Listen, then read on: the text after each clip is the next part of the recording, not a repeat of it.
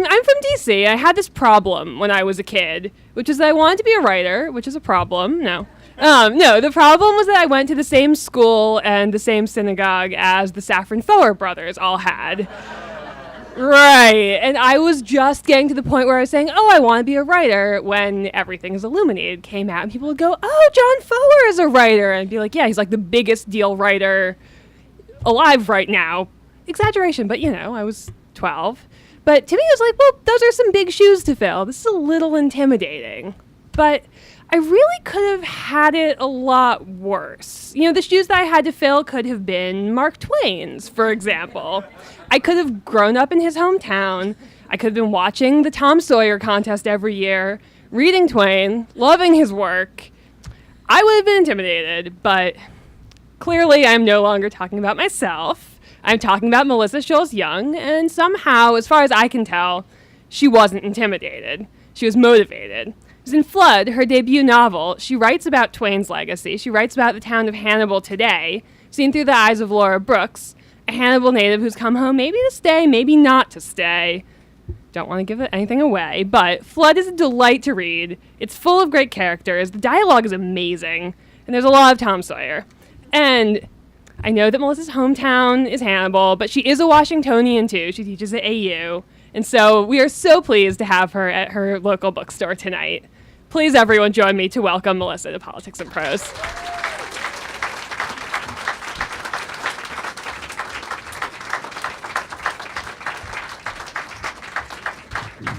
You're here. This is surreal. And hold on just a minute. I'm giving away a trade secret. They give you M&Ms at Politics and Prose. So hold on just a minute. Children in the front row. There's some children in the front row who probably need M&Ms more than I do right now. You're here. Thank you. If you've ever read Mark Twain, raise your hand. Anyone? Yay. This is why you are my people. Right there. Thank you to Lily, and thank you to the Politics and Prose crew, and thank you to all of these faces.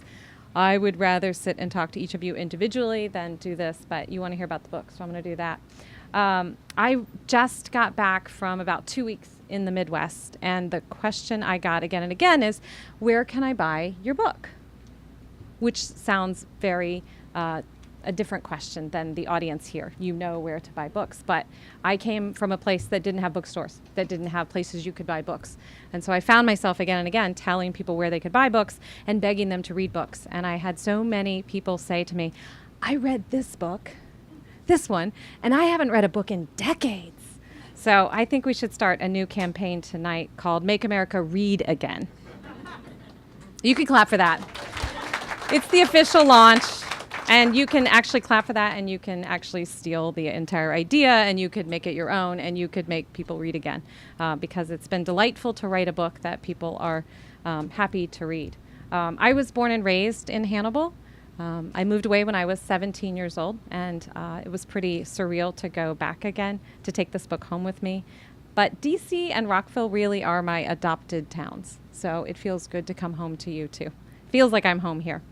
I've been traveling quite a bit, so I'm going to talk a little bit about the book and then read to you a little bit, just enough so that you buy the book, right? But not enough that I give away any of the big mysteries. And you don't have to buy Flood tonight, although I hope you do, but you should buy a book tonight. And looking out in the room, about every other person in the audience actually is an author. So if you decide at the end of this you don't want to actually read Flood, just turn to your left or your right and ask them for a recommendation, and they'll find their books for you on the shelf, and then they'll sign those books for you also. Okay, so Flood is really the story of Laura Brooks. It's really intended to be a story that's about identity, about the idea of having to go backward to recalibrate, to figure out how to go forward. Like I said, I was born and raised in Hannibal, and there is this mythology of Mark Twain that I actually could not make up. It is completely true when you grow up in a place like Hannibal, the town's identity really has to do with Mark Twain. And if you've read the book or heard about the book, you know that almost all of the historical events in it are true, and almost all of the setting itself is true. And Isabel and I, my older daughter, and I just got back from doing everything there is to do with Mark Twain during the National Tom Sawyer Days. And for the first time ever, I got to judge the National Fence Painting Contest, which is real and surreal at the same time. And it has been a lifelong dream to be a part of the fence painting contest, but because I was a girl, I wasn't allowed to be a part of the fence painting contest. But for the first time this year, they're having a girls-only event, and it was exciting to be home. I know. It's exciting to be home, and I got to actually judge the fence painting contest. So, lifelong dream achieved. In addition to the whole writing a book, and being at Politics and Prose, and having people come out and cheer you on, it matters. So I just got back from Hannibal, and talking more about Mark Twain, and it was lovely to go home. And this story is really about a character that needs to go home again. Life didn't quite turn out the way she thought it would, and really needs a soft place to land. And the great part about going home again is they have to take you back. Those are your people, and for better or for worse, they have to welcome you back. But what Laura needs in going home is a little bit harder to attain. So she has to, like I said, recalibrate in order to figure out how to go forward. I was less interested in Can You Go Home Again, because I already know the answer to that, which is it's tough. It's tough to go home again. It's not because of home, though. It's tough to go home again because you have actually changed, and that makes it more challenging. So I was less interested in the Can You Go Home Again, but I was more interested in what happens if you have to. What happens if that becomes a choice that you have to make? So at the beginning of the story, you meet Laura Brooks, and she has come back to Hannibal, but we don't yet know why. So I'm going to read to you from the beginning. This is called Running Backward. Nothing could hold back the Mississippi that summer. Our flood stage was 16 feet, and when the river crested at 30, folks panicked with good reason. Jackson's Island, which jutted out of the river as an overgrown sandbar, was completely submerged. The island, immortalized by Mark Twain, wasn't very big to begin with, though Huckleberry Finn and Jim found it to be plenty. The annual spring rains usually caused minor flooding, but the trees on the island reached up from the river like bushes floating on the muddy surface. Water was what people talked about, worried over, and watched. Upstream and downstream, levees busted by force and by sabotage. Barges were stuck for months, and the train stopped running. On land, we prayed to crumbling rock and gravel walls for protection, and piled up more layers of sandbags to push back the pressure. If a levee broke on one side, there was temporary relief on the other. Some farmers walked their lines with shotguns, threatening anyone who came near their sandbags. The fight was fair at first, until it wasn't. Until it came to sacrificing others to save yourself. Until those with power didn't want to protect those without. And maybe that's why I left. But by then, the Mississippi had taken more than 600 miles and much of our lives in its wake. 10 years ago, even as I was falling for Sammy, on that steamy July night, parked at Lover's Leap, one of my feet was firmly planted on the ground, even as I hiked the other to welcome him. The river's to blame. When you grow up on the banks in Hannibal, Missouri, you need an escape route. You never know when the water is going to rise, and you have to run. Mama thinks I'm home again for my 10-year high school reunion. I don't tell her much more when I park my Honda in the grass, scattering chickens, and come through the door about 10 o'clock. I drove 22 hours straight from Jacksonville, Florida, alternating between the Dixie Chicks' first album and Shania Twain's latest, skipping over sad songs. My boots make my feet ache, but I keep them on for courage.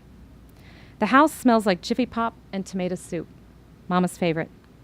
The tang and salt make my skin itch. I scratch at the rising bumps on my forearms, but there is no relief, only more allergy to this part of me. Mama is dozing in her recliner, waiting for the late news to announce the flood stages and her lotto numbers. When you can see the Mississippi out your windows, flood stages are your religion. And when you can't imagine how to dig yourself out of your hole, you put your faith in the Powerball. The bumps on my arms swell to hives. I drag in my bags from the car, and the weight of them feels useful. If I just keep moving, I won't have to think. Just like Mama, I always kept the news on in the background of my apartment in Florida for the noise, to feel like I had people around me when I didn't. As I lug in the last suitcase, a threadbare maroon one Aunt Betty bought me for my high school graduation, the zipper busts and a pathetic pile of dirty socks spill out. Mama opens her eyes, and we both stare at the socks. Then she sighs like this is exactly the kind of mess she expects from me. Be careful with my girls out there, Laura, she says instead of hello. Y'all haven't been properly introduced yet. Girls? My girls, the chickens. Those yours? Yes, they're sweet girls. Fresh eggs every morning, you'll see. I nod at the prospect and go to my room. It's the second one on the left from the kitchen, down our trailer's narrow hall. My veins buzz from too much coffee. Black paint chips flake as I open and close dresser drawers and toss in my stuff. A pale pink pinks through the laminate. My best friend Rose and I painted the walls and furniture charcoal magic in 9th grade. We thought it sounded sophisticated. Mama turns up the volume and follows me down the hall. Take off your shit kickers in the house. I hold up my boots to show her the spotless snakeskin. They're clean. She shakes her head but doesn't insist. Looks like a long visit. Maybe. The last 10 years of my life are these 4 suitcases, my shrinking savings account, and the car that barely got me here. It doesn't look like much more than I took with me when I left. I've given myself until the 4th of July to decide what's next. Mama leans against the doorframe while I unpack. The lotto tickets are tight in her right hand. You play the same numbers, I ask? I know the answer, but I know she wants to tell me too. Always? Which ones? You and your brother's birthdays? Always? They lucky? Mama huffs. Not yet. She chews the nicotine gum I sent her like a cow working its cud. Her face is rounder since she quit smoking. Her creamy skin is healthier, and there's a flush to her cheeks. She smooths her purple striped blouse and black jeans to have something to do with her hands besides squeeze the tickets. I've come home unannounced and caught her wearing the clothes I sent, the ones she never thanked me for or acknowledged. Clearly she didn't hate them. Just a few weeks, maybe a month, I finally say, telling the truth, mainly. That okay? I've got vacation time coming. Thought I'd spend it here, catching up. I slip back into my Missouri talk, so Mama won't call me out for being uppity. You can reach, Mama always said. Just don't look like you're doing it. I'm going to pause. It feels weird when I pause. Like, you want me to keep reading? When my girls were younger and I would be asked to read, they could not understand why people could not read for themselves. Like why you would need to go away, Mommy, and read somewhere for people that couldn't read. But it is pretty surreal to have started this book 5 years ago, and then to have my children grown up sitting in the front. Hello, Piper. Hello, Isabel. Thank you for being very patient with your mother, and Joe, who doesn't blink when I say, I'm going to be on book tour for 6 months. Okay. And doesn't blink when I say, I'm going to go to France for a month and finish my book. Okay. He's very supportive of that. So this book wouldn't exist without it, without all of you too, without you showing up for writers and for books and for literature and being willing to spend a Saturday night talking about them. So Laura's path really parallels the Mississippi River. And this, to me, is one of the most fascinating things that I learned when I was researching to write the book, which is the best way to feel like you're writing but avoid writing, is just to keep researching. And I was a history major as an undergrad, so that feels like I'm doing something useful, even when I'm avoiding writing itself. So one of the things I learned that was fascinating to me, growing up, I had heard this rumor, but it actually is true, that the Mississippi River actually ran backwards. That I could not make up. In 1812, there was a series of earthquakes along the New Madrid fault line, which parallels a great deal of the Mississippi River. And in 1812, there were so many earthquakes that the Mississippi actually reared up for about 3.5 hours and ran in the wrong direction in the middle of the night. And what we have are historical accounts, eyewitness accounts of how terrifying it was to not know why the river was going backwards after the ground itself underneath your feet had been so unstable for so long. So I became fascinated with this idea that the Mississippi had gone backwards. At the same time, I was also writing the story of Laura Brooks having to go back to her hometown. So there's several different threads of going backwards and recalibrating, but also revisiting as you have to when you go back to your former identities, some of the choices that you made that you really wanted to leave behind, that you wanted to keep secret. But when you go backwards in that way, it stirs up everything. Mother Nature has a way, I think, of usually to our own detriment, recalibrating, reorganizing, and then depositing things where perhaps they should be. So I read about the phenomena of the river going backwards and knew that it paralleled really Laura's own story. The other, one of the other themes is female friendships. And the flood actually came out of a short story that I wrote in which I was trying to write about those friendships that you can't quit. Those people that you have known your whole life and sometimes know you perhaps better than your own family. And so I was writing what I considered a female Tom and Huck story. And I grew up with Tom, and I grew up with Huck, and I grew up with Jim, and I grew up with Becky, and I never quite felt I was never Becky. I was always Huck, and I understood that part of it. But when you grow up in Hannibal, Missouri, you are supposed to be Tom or you're supposed to be Becky. That's really the category. And I was really never Becky material. So I was interested in coming up with, in writing about this friendship between them. And Laura's best friend, Rose, in this story is one of those characters that every time she comes on the page, she kind of steals the show. She was the most fun to write, and mostly because she just doesn't behave. She cannot quite seem to do the things that would be best for her to do in her life. And I've had a lot of friends like that. So they've known each other since kindergarten. And like I said, it's one of those friendships that you really, really just can't quit. So I'm going to read you a little bit of Laura and Rose so you can get a feel for them. I've known Rose since kindergarten, since our mamas dropped us off in Mrs. Burroughs' class with quarters for milk. Rose drank the strawberry kind. I was riding shotgun in her pickup our sophomore year when she met the bastard, her soon-to-be ex. He was pumping gas at Sammy's daddy's station in the lane next to ours when Rose told him his jeans were too tight. So he dropped them in front of God and everybody. I didn't think it was funny.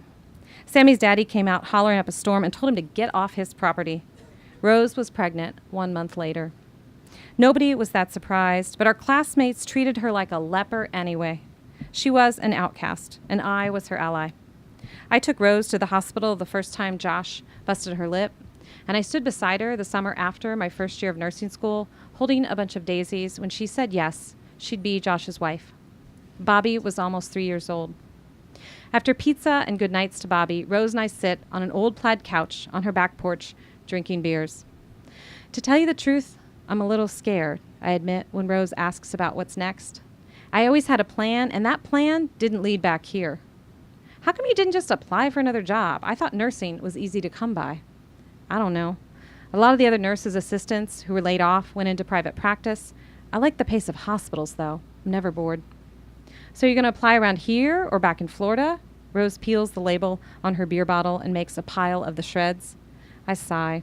Rose's question is so obvious, but I just can't answer it yet. There's more, I say. There's always more. A man, she asks. Not exactly. I shake my head and study my hands, at least not one that's stuck around. Most of them don't. I'm going to pause there because the rest of that actually gives away something that you want to read about that I shouldn't tell you. So, like I said, Laura has come home, and there is a mystery around why she's come back.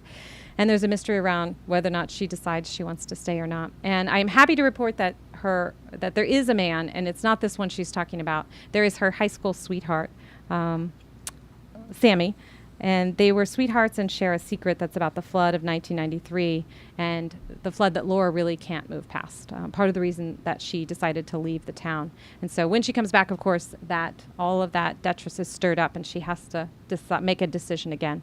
So like Laura, Mark Twain, whose real name, as you know, is Samuel Clemens, left Hannibal, and Flood actually opens with an epitaph from him that I have loved for years, and then found in my research the rest of what he said. Mark Twain says that when a man goes back to look at the house of his childhood, it has always shrunk. There is no instance of such a house being as big as the picture in memory and imagination call for. Shrunk how?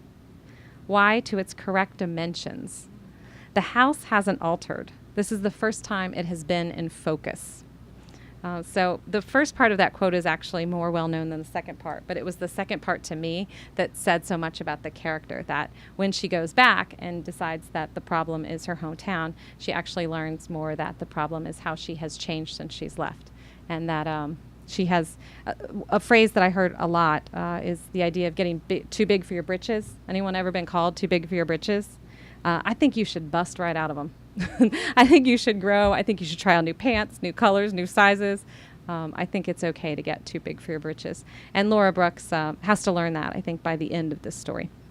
So this parallels, like I said, Samuel Clemens's leaving Hannibal as well. So I want to read to you a little bit from him. And this is from his first book called Innocents Abroad, which is actually my favorite Twain story.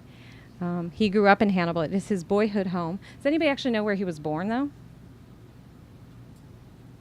He wasn't born in Hannibal. Really? I should do my Mark Twain trivia now to teach you people some Mark Twain. Joe? Tell us. They can Google it. He was born in Florida, Missouri. That's correct. That's a real place. Florida, Missouri. Florida, Missouri. He was born there. It is not. Nope. But it's a lovely place to visit. You should go. No, it is not. But all of his... but they have a gorgeous museum there. And when I visited it years ago, I actually got to see his mother's letters to him. And I was shocked to see what an amazing writer she actually was. It was really her stories that I think crept into my imagination also. She was an incredible writer, and all we have from her, of course, are the letters that she wrote to Samuel Clemens, basically telling him he had gotten too big for his own britches, and he should stop calling himself Mark. She was very clear in her letters to him that he needed to cut that out. So her letters are actually in the museum in Florida, Missouri, and the actual house that he was born in is reconstructed and is inside the museum itself. It's a fascinating place to visit. So he moved to Hannibal when he was 4 years old and grew up in Hannibal until he left. So each of the chapters in Flood open with these historical passages that set the stage, that if you haven't read Twain or haven't read Huckleberry Finn or aren't as familiar with the history, tell you a little bit about the history. And they are actually told to you as a book within a book by another character named Miss B, who is Laura's high school English teacher, who is an outsider to the town, but is so excited about Hannibal and Mark Twain and cannot believe that there are children growing up in a place like Hannibal that do not know its history. So she is so enthralled that she decides to write her own book for the Tom and Becky contestants. And so this is one of the books within a book. Scores of Samuel Clemens impersonators roam Hannibal's historic district. This part is particularly funny to me now that we just came from the Tom Sawyer days, in which one of the talks I gave at the Mark Twain Museum, there were maybe 3, maybe 4, it's hard to tell, Mark Twain impersonators in the audience itself. And they're delightful. They love the history and they roam around downtown. Some of them are really historic impersonators, and some of them I think just love Mark Twain and like wearing the suit. But you can see on any given night in downtown Hannibal at least 3 different shows by Mark Twain impersonators. So we keep it alive. It's crazy wonderful. Scores of Samuel Clemens impersonators roam Hannibal's historic district. Before the tour at the Mark Twain Cave, visitors are treated to a 10-minute one-man show. In a remodeled barn on Main Street, Sam comes to life. Even Twain's legendary impersonator, Hal Holbrook, makes it to town once in a while. They conjure up a time when steamboats polluted the air downtown and ladies strolled the brick sidewalks, hitching up their skirts to keep out the horse manure. In 1853, when boredom struck, Sam left his hometown. He accepted a position as a typesetter in St. Louis, a few hours south on the Mississippi, but his wandering spirit took him quickly beyond the Missouri state line. A decade later, he pinned his name as Mark Twain for the first time in a piece of journalism, and it stuck. 6 years later, he published his first book, The Innocents Abroad, a satirical observation of world travels far from Hannibal. But leaving was never easy. Neither was being away. After he'd had enough fun and found his beloved Livy, he sought a quieter life, raising kids and writing books. His debt as a result of the Panic of 1893 and his newfound celebrity demanded otherwise. He continued on the lecture circuit and gave his publishers what they wanted, books that would sell. Even with a foundation firmly under his feet, Clemens ran off no fewer than 22 summers to Quarry Farm in Elmira, New York, where he could write in peace and escape fame. Clemens had to leave Hannibal to find a place he could finally call home. He had to retreat in order to write about a place that he left. So part of, again, what Laura discovers is it doesn't matter quite as much which bank you land on, but what actually happens along the journey. And so her decision is whether or not she returns to her hometown or lights off again for the territory. So I will take questions whenever you want to ask them. Yes, Roberta, and I think they want you to come to the microphone. I feel like I'm in class now. Yes, Dr. Rubenstein. Well, first, I want to say, Yes, Melissa, ma'am. congratulations. Thank you, It's Roberta. wonderful to share this Thank debut novel moment with you. As somebody who also grew up in a small town, nowhere near the Mississippi, you've acknowledged that there's a lot of autobiographical material, which I think is true for a lot of first novels. And I just wonder how you manage the autobiographical with the fictional. And for example, the friend you knew from childhood, would she recognize herself in this novel or not? Can No. you just talk a little bit about how you I would think she wouldn't claim it. moved away from autobiography into fiction? Okay, thank you, Roberta. The question is really how do you, and I think it's a question for all writers, is how do you balance the autobiographical, what you know in your heart versus what you choose to put on the page. And I actually want to start my answer by reading from Toni Morrison. This is a quote that I'd forgotten until I saw your lovely face, Roberta, that you reminded me of when I was drafting this. And I think it partly answers the question of what it means to have that division between fact and fiction. Toni Morrison says, they straightened out the Mississippi River in places to make room for houses and livable acreage. Occasionally, the river floods these places. Floods is the word they use. But in fact, it is not flooding, it is remembering. Remembering where it used to be. All water has a perfect memory and is forever trying to get back to where it was. So I've never moved back. I left when I was 17, and I have been stuck with the question of what would happen if you needed to go back, right? What does home mean? How do you define it? And so to me, that's where the story between my story and Laura Brooks's really ends. The setting itself, the people, those are things that I think we all pluck from life. But the actually trajectory of this character is completely unfamiliar to me as a person. It's really her own story. And I think that's the fun of fiction, is that you have to, in some ways, I think, wrestle with truth even more, because it has to be true to the character and it has to be a very much an earned ending. So I think it's setting, definitely, some characters. But these characters I got to make up, really. And so I don't think there's anyone in here. The only person in here who is real is Mark Eggleston, who's the guidance counselor. And it's just his name. And there were a lot of lawyers involved in asking him permission for me to actually use his name. And he was thrilled to have me use his name. The only thing he said to me was, just don't make it creepy. And I wanted to have one of those mentors that people have in their life that really tell them they can, when perhaps there are a lot of voices around them telling them they can't. And so I think that part might be a bit autobiographical. But he's still a made-up character. It's just his name. The rest of it, much of the rest of the all the historical things in it are true. But I wouldn't call that autobiographical. Yeah.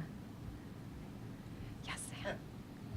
Oh, did you have a question, Piper? Yes. Would you like to come to the microphone and ask your question? She's so shy. I know. I can't reach it with something. So you were saying like writing Rose because she was kind of misbehaved was fun. But what was like your favorite part to write, or your favorite part of the book in general? That is such a great question, Piper.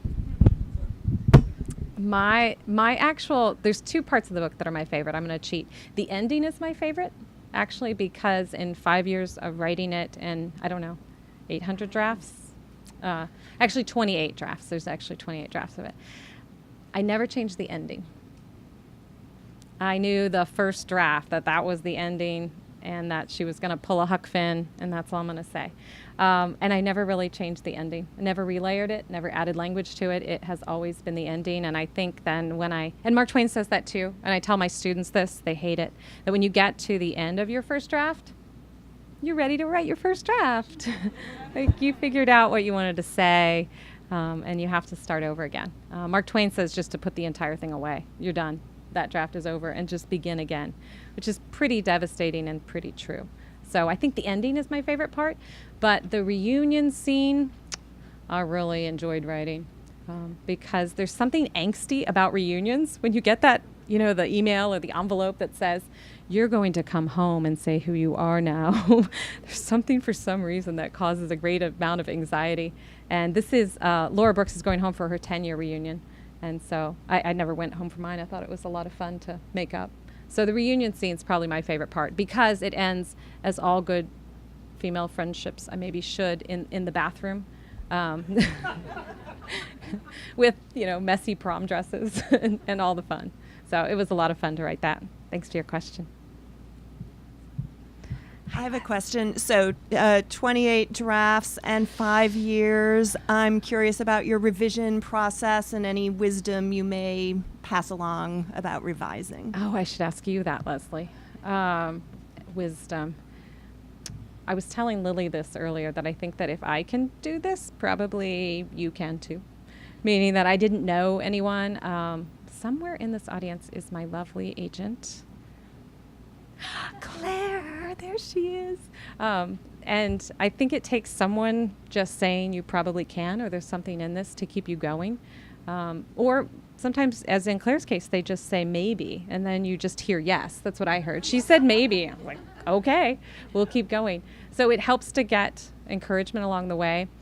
The best advice I have is to listen to outside readers. And it's tough to balance what outside readers tell you with yourself. There was a point where I understood that I had the plot completely right. I had spent a month in France rewriting it. I got the plot, and it still needed voice. And I needed to get back to the original voice it had in the first draft. And for that draft, I actually printed it out and rewrote it, the entire thing. And that was laborious and completely the right move. And I've heard of other writers going through that process. And I don't know that I'll do it again.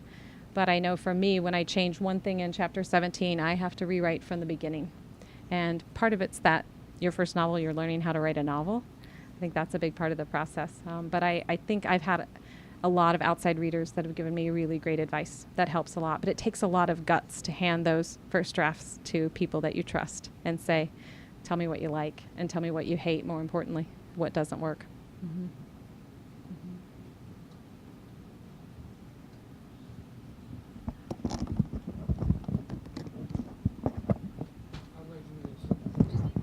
Piper, go help Stuart.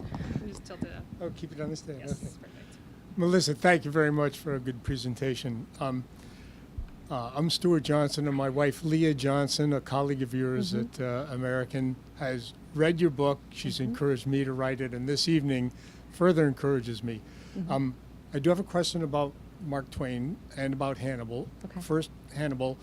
I'm going to continue to assume that Hannibal got its name from a lot of Carthaginians who fled across the Atlantic after Rome defeated their army.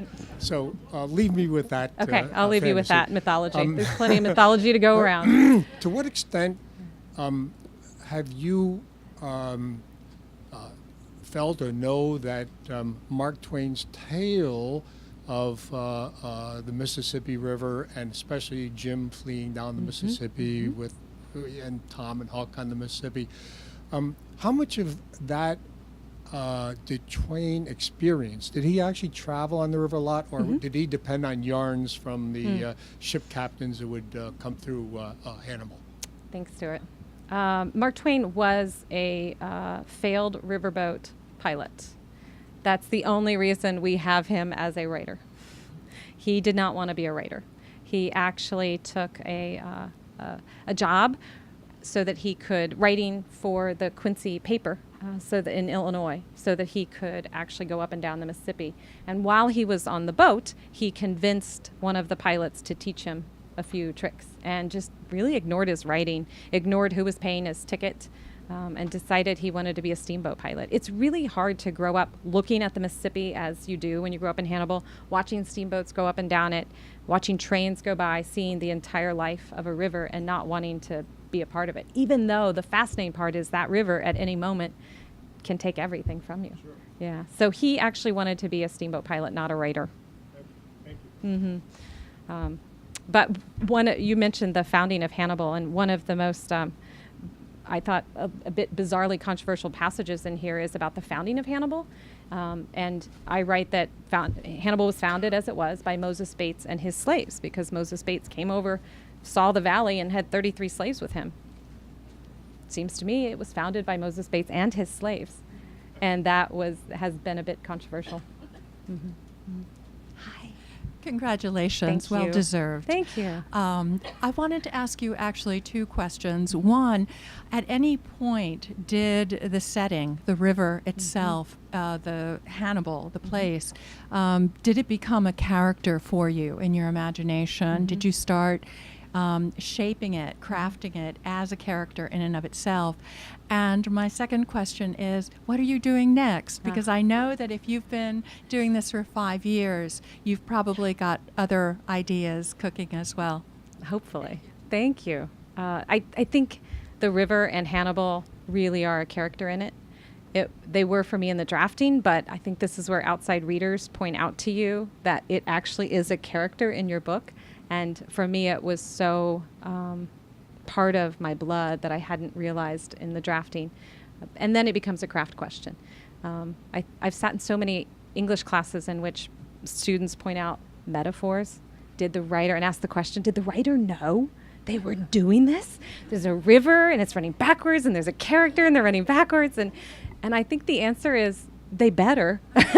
They really better know that they're doing it. I think in an early draft, maybe not, but once you get it, it is your job to make sure that is really well crafted on the page. So once it became obvious to me that the setting really was a very much alive character in this, that had to be my job to make sure that my intentions were clear. And there are things, of course, in drafting that I left out because I didn't think my intentions were clear. If your intentions aren't clear, your reader won't understand, right?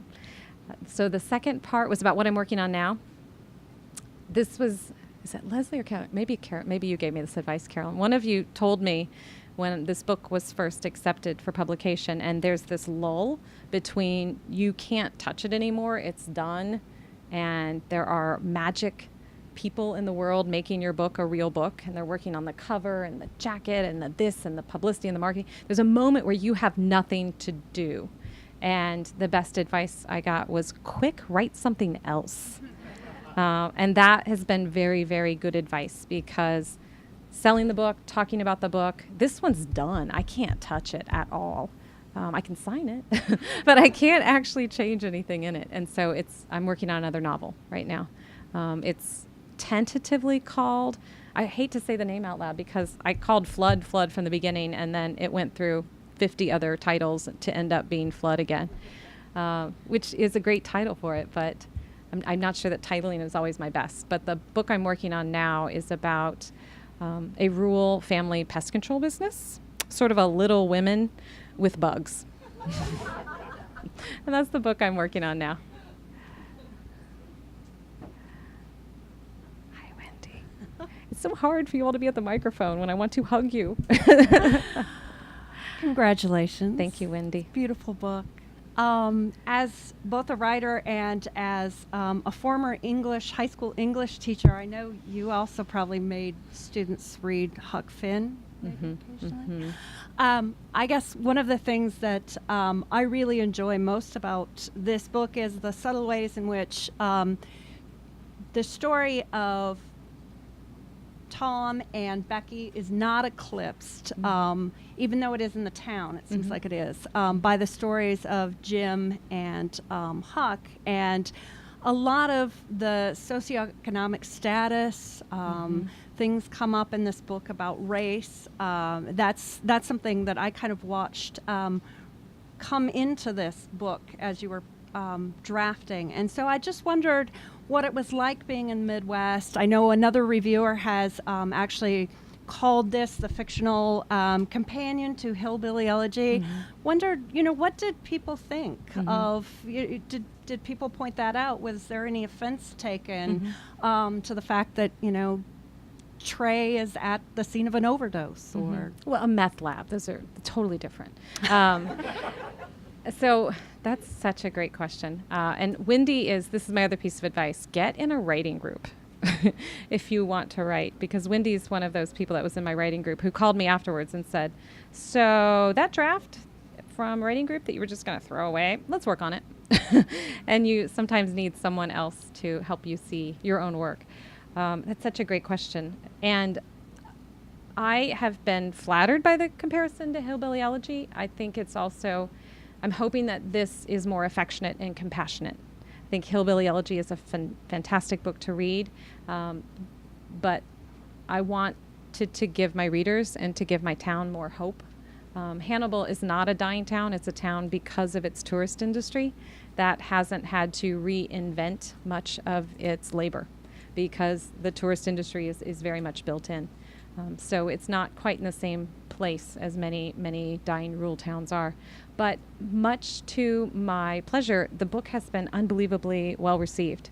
It felt very brave to take it home to my hometown, to 18,811 people that I grew up with, and say, and to my 27 first cousins, I wrote a book about us. And that felt terrifying and really, really gratifying. I am glad that I took it home first. And people have been so flattered to have their story told. I don't think we hear a lot of rural voices, not in very positive lights and not in compassionate lights. And I've worried about that. And so this is me trying to show a bigger picture. So, but I don't think you can talk about rural America. I don't think you can talk about any city without talking about race and class. And I think my hometown is starting to have the courage to have some of those tough discussions also. And I hope they have more. At the same time I was writing this, I met a historian in Hannibal who was opening the Huck Finn Freedom Center called Jim's Journey. And it just opened 2 years ago. And it was really one of the first times that Hannibal was acknowledging rather than erasing a slave culture that Mark Twain would have grown up with also. And so I thought I learned a lot from the courage that my town was having to start telling truth, to telling real stories. So I'm hoping that that's done here too.